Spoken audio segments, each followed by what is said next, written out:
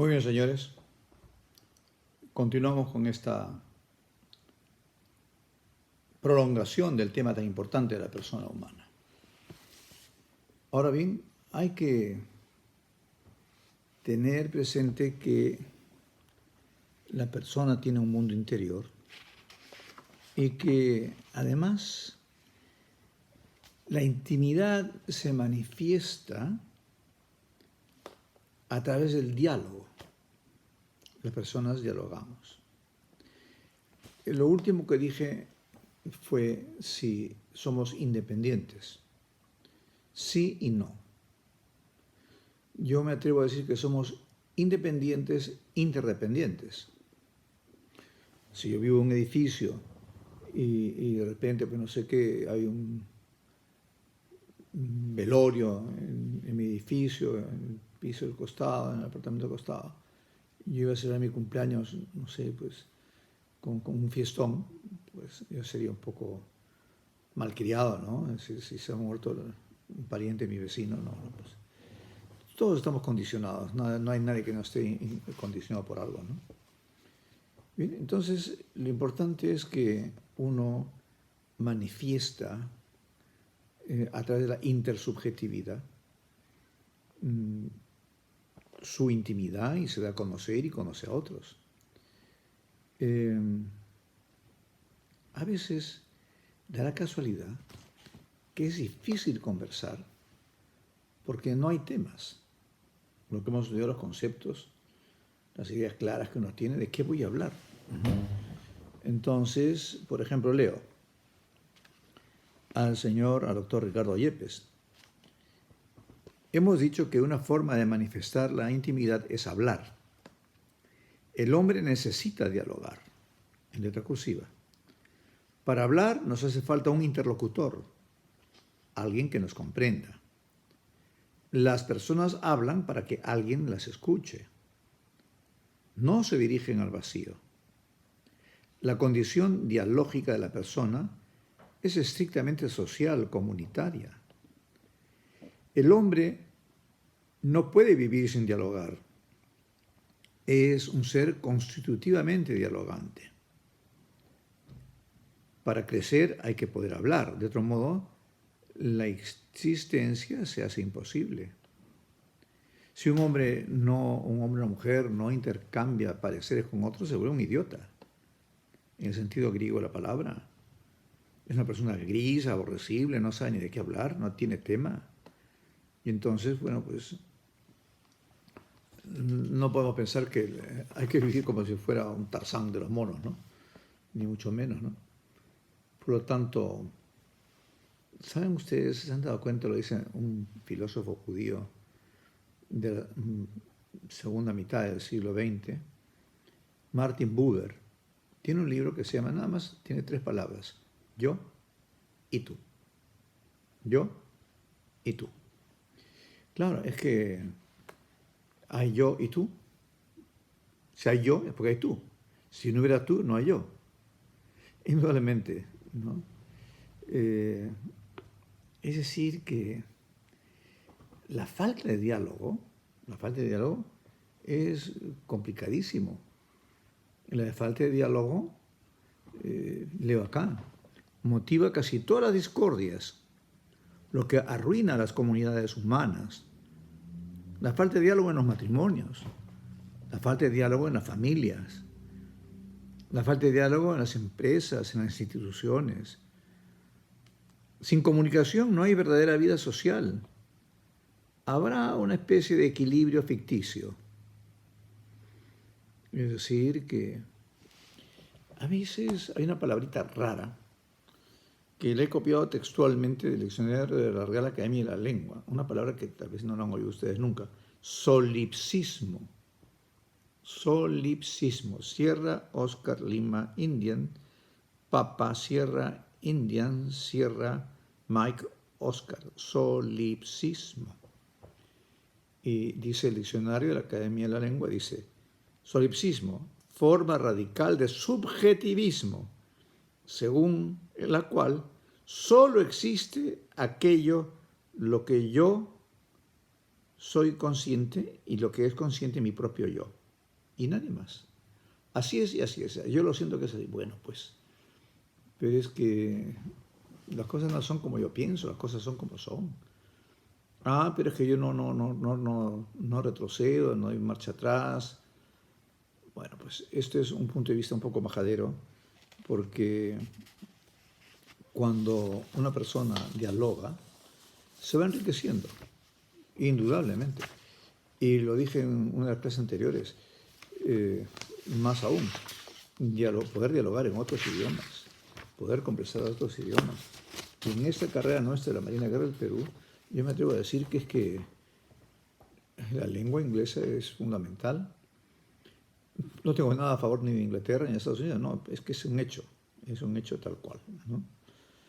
Por lo tanto, la semana anterior al paso hablamos de la cultura, hablábamos de esos aspectos que consideraba Juan Pablo II en la UNESCO en París en 1980. El hombre es el sujeto de la cultura. Yo me enriquezco con los demás.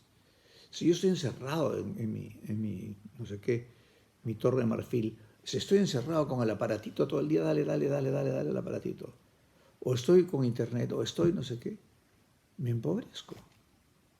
Si yo estoy solipsismo, yo vivo mi mundo aparte, ¿no? Horas y horas de televisión. Yo no digo que tienen que imitarme, yo no soy modelo para nadie de nada, pero yo personalmente no veo televisión, porque es que son tantas las cosas que se dicen, que van, que vienen, que vuelven, ¿no? No, entonces prefiero escribir, prefiero leer un libro, prefiero conversar, pero televisión no, porque es que además cuando uno está frente al televisor, señores, señoritas, uno no piensa, no hay actividad intelectual frente al televisor. Hay una actividad psicológica de cosas que yo estoy viendo, escenas que estoy viendo, ¿no? Entonces, por lo tanto, yo soy yo en mis circunstancias, sí, pero al mismo tiempo, ¿no? Yo soy dueño de mí mismo, pero al mismo tiempo yo soy una persona que es absoluto y que es relativo. Claro. A veces enseñan, a mí me enseñaron en la Facultad de Derecho, me enseñaron toda la vida se decía así, hasta que Karol Wojtyła dio un giro. Como repito, es un filósofo extraordinario, es el creador del personalismo existencial. Mi opinión, yo opino, mi punto de vista, que en la cultura de Occidente, después de Cristo, está Agustín de Hipona, Tomás de Aquino, John Henry Newman en el siglo pasado y Karol Wojtyła, Juan Pablo II. Pues cuando él habla de la persona humana, es que uno habla que sí es absoluto, pero soy un ser en relación con los demás, ¿no? Porque el hombre es un ser en el tiempo, un ser en el tiempo. No somos absolutos, no somos que yo hago lo que me da la gana, yo hago lo que quiero y lo que a mí me parece y lo que a mí me da la gana. No, pues no es así.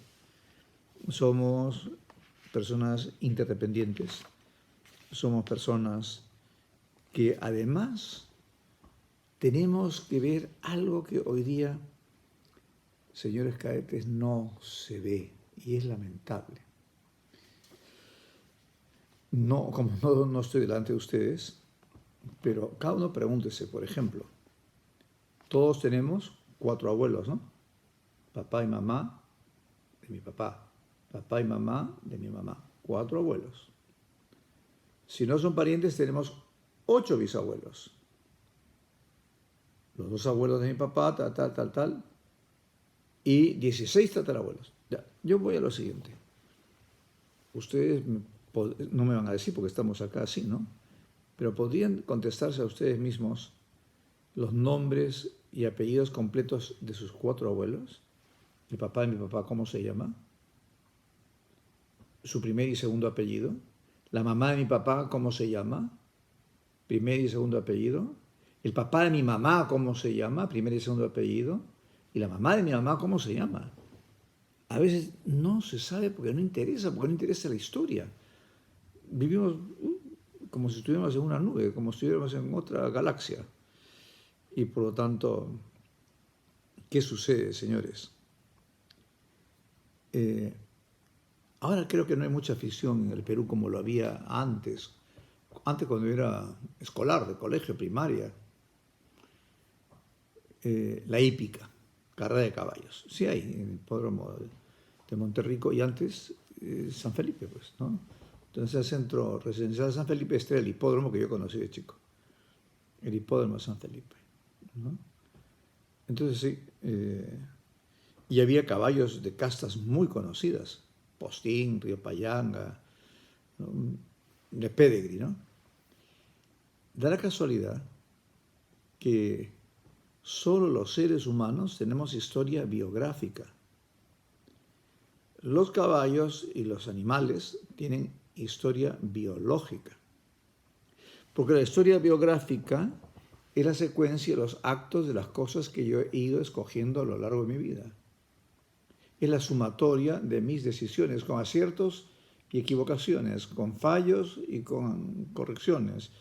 Y me caigo y me levanto y me caigo y me vuelvo a levantar y sigo avanzando y de repente avanzo y retrocedo y voy avanzando. Pero es que nosotros tenemos biografía. ¿Qué es la biografía de una persona? Lo que hizo en su vida. Yo opino, que vale la pena pegarle una miradita a ver a tres cosas, dicen los historiadores y dice el doctor Yepes. Qué bueno es mirarle con detenimiento a nuestra vida, nuestro pasado. Nuestro pasado no para lamentarse, no para sentirse deprimido, uy, cuántos errores he cometido en mi vida. Si todos hemos cometido errores, ¿no? No hay una persona que no se haya equivocado nunca, ¿no?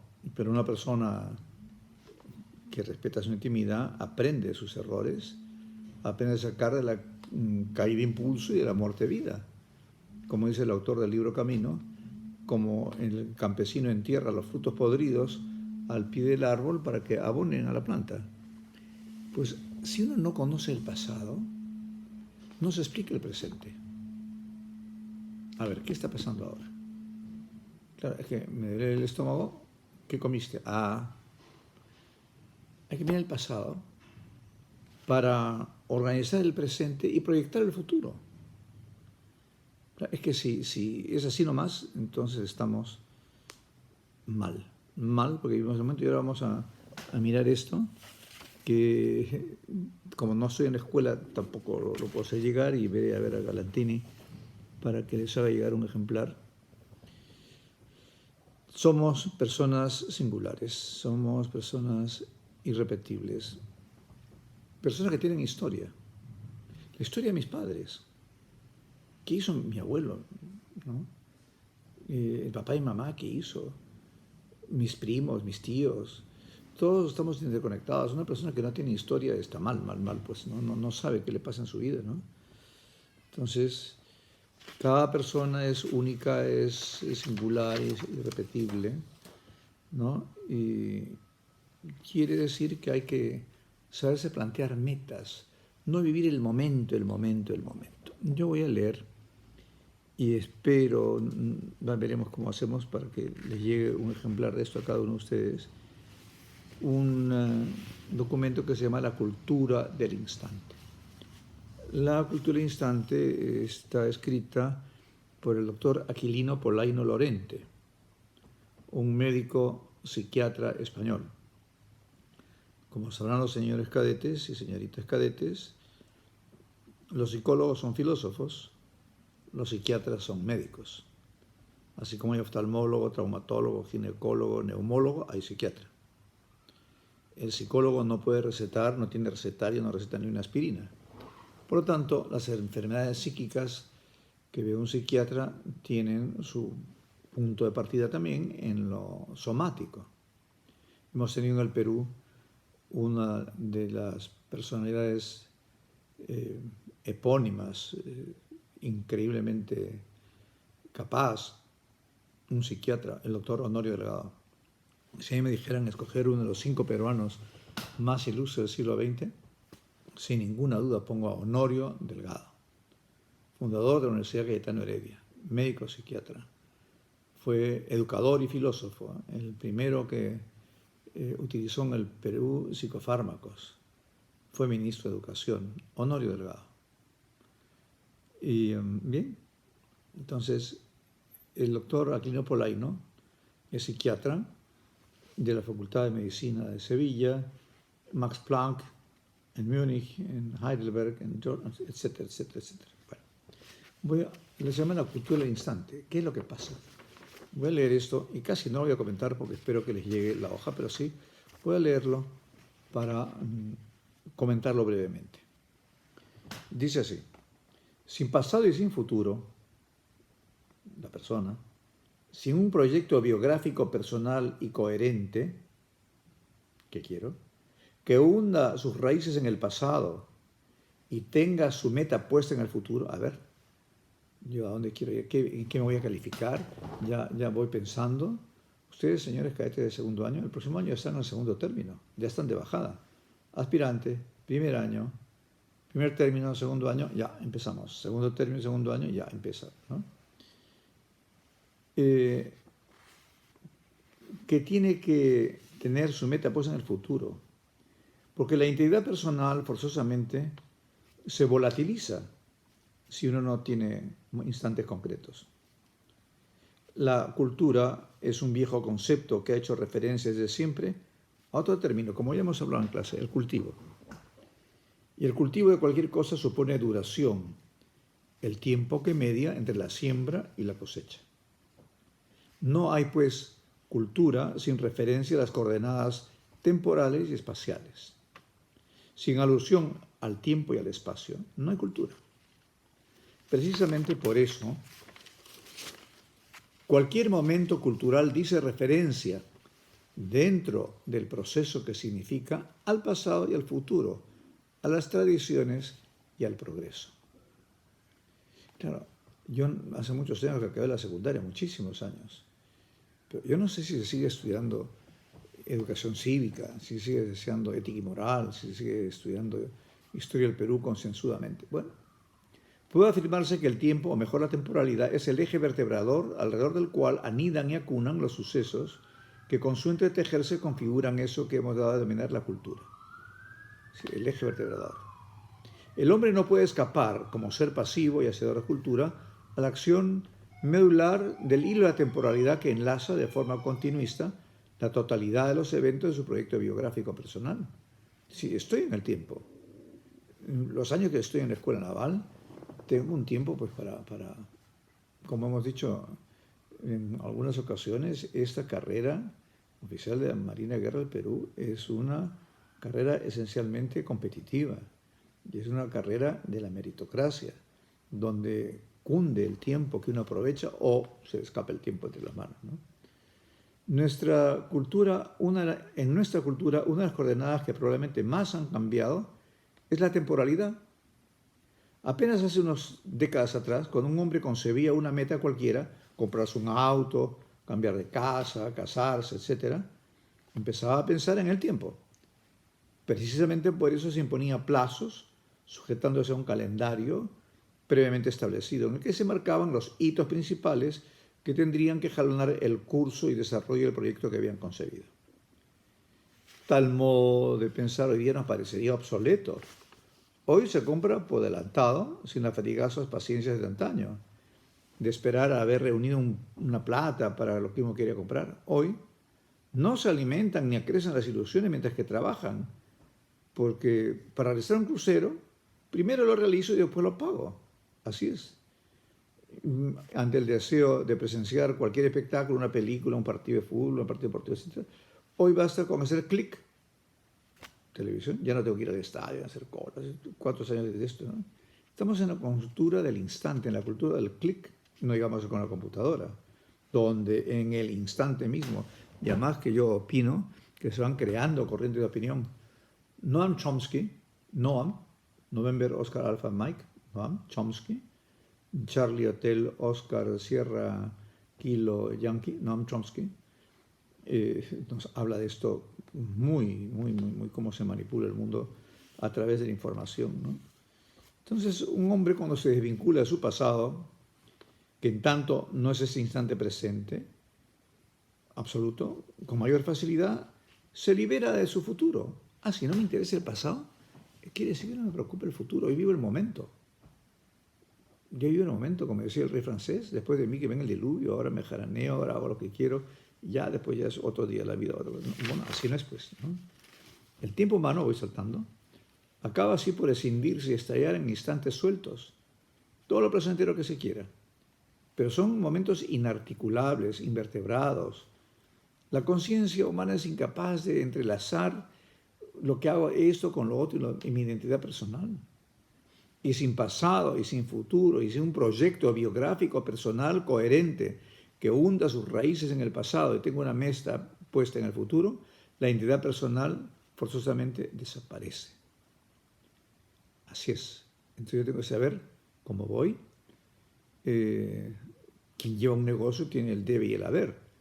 A ver cuánta plata meto, cuánta plata recupero, cuánto voy a ganar, cuánto tiempo tengo, ¿no? Se fractura. La cultura se ha destemporalizado.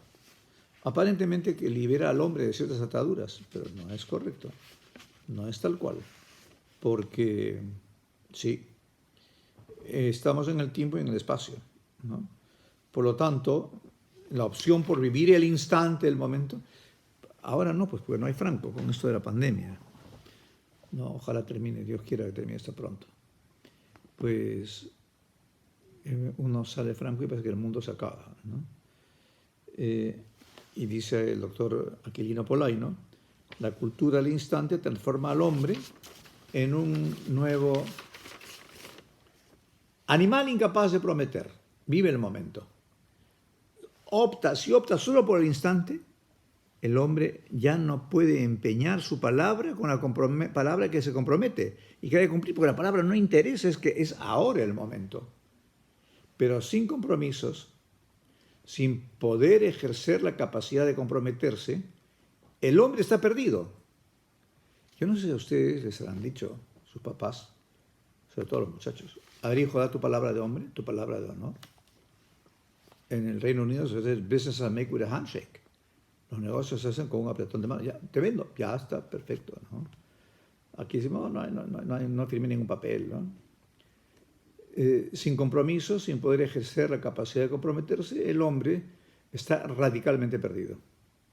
Si reducimos el tiempo al instante, se amputa al hombre uno de los ingredientes más importantes a los que debe su dignidad, su capacidad de fidelidad. Es que si vivo el momento, ser fiel mañana pasado no me interesa. Si no me va bien el matrimonio, me caso, me descaso, dejo o voy a desertar. ¿Qué es eso? No, son unos planteamientos que dicen, bueno, ¿qué es esto?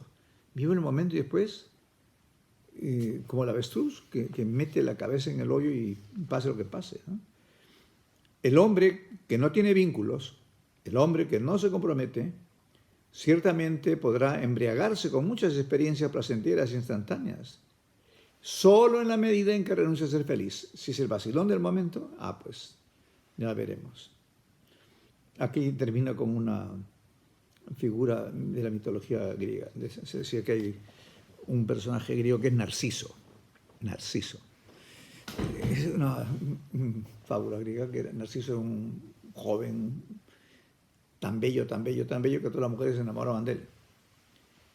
Y todo el mundo, él sabía que era un hombre que atraía a todas las mujeres, y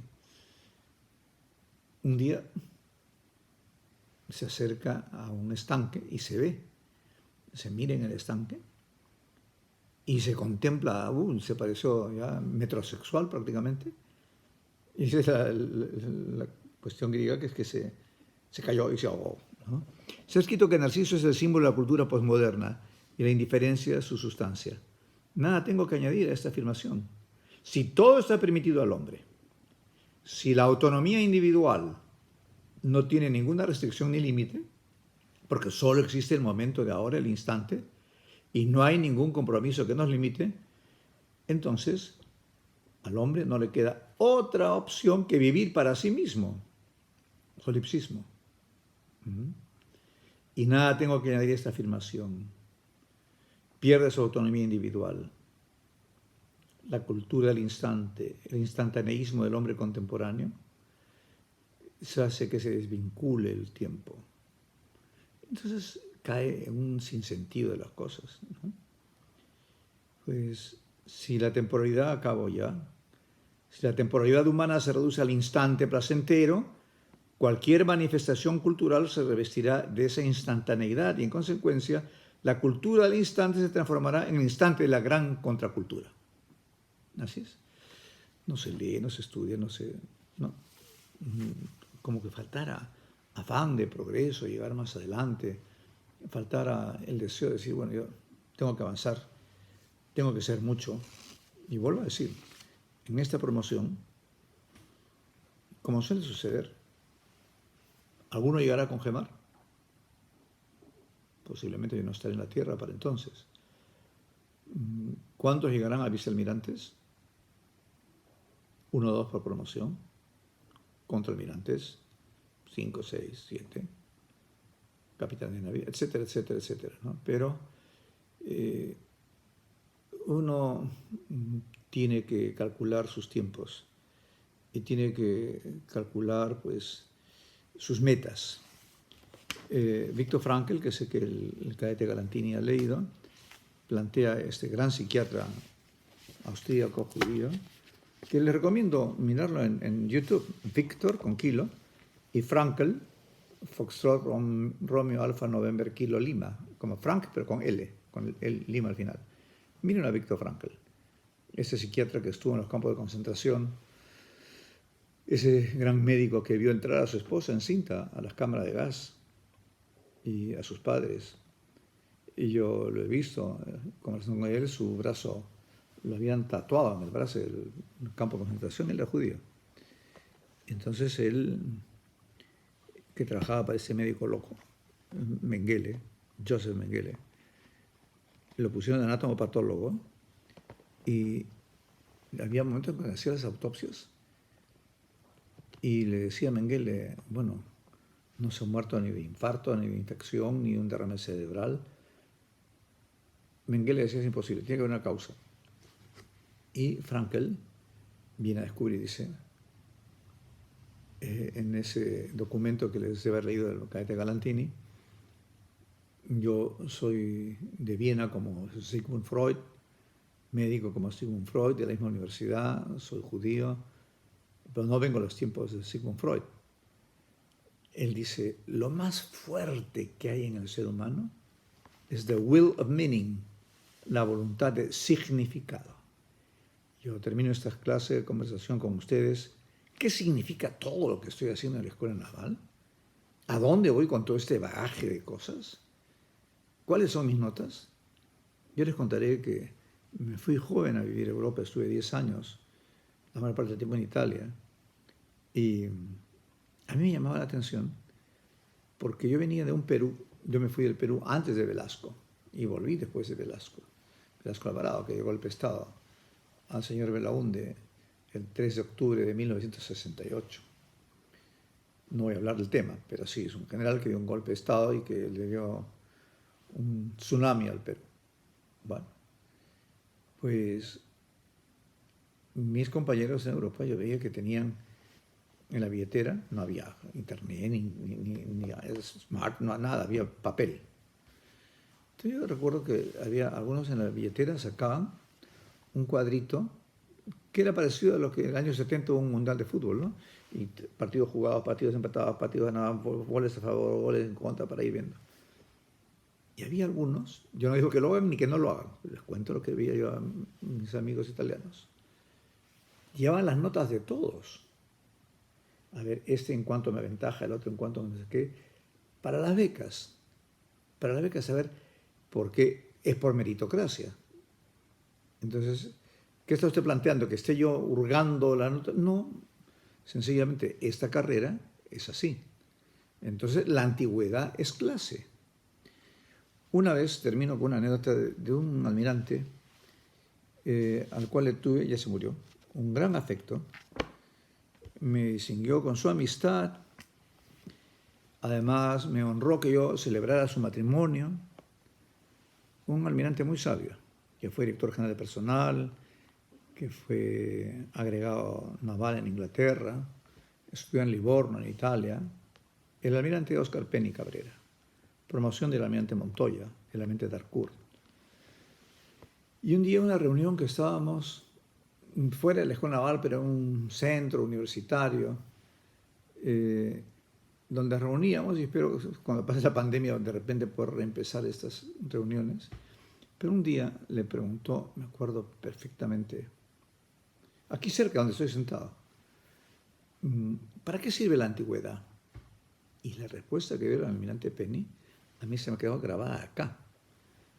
¿La antigüedad? ¿Para qué sirve en esta carrera? Lo voy a decir 2 veces porque fue una cosa un poco dura. La antigüedad sirve para no tener que comer de las migajas que caen de las mesas de los más antiguos. Almirante, ¿para qué sirve la antigüedad? La antigüedad sirve para no tener que comer de las migajas que caen de las mesas de los más antiguos.